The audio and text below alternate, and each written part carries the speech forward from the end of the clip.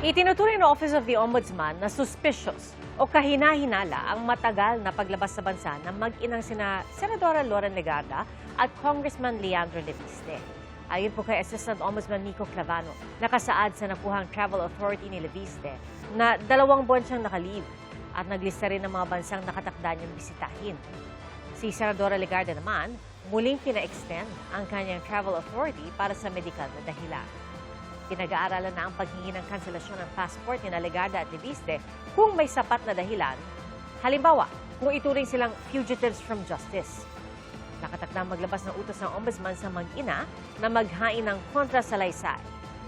Iniimbestigahan po ng ombudsman sina Legarda at Leviste para sa reklamong plunder at graft, kaugnay ng 10 bilyong pisong kontrata para sa mga solar project ng kumpanya ni Leviste. We want to err on the cautious side of things, kailangan na namin i-flag yan. Diba? Dahil meron na siyang ongoing case dito sa Office of the Ombudsman. The last that we heard, both in France. So, of course, you know, these are the things that we have to know. No? Sa isang pahayag, sinabi ni Senadora Legarda na sumunod siya sa mga patakaran ng Senado na maghain ng medical leave.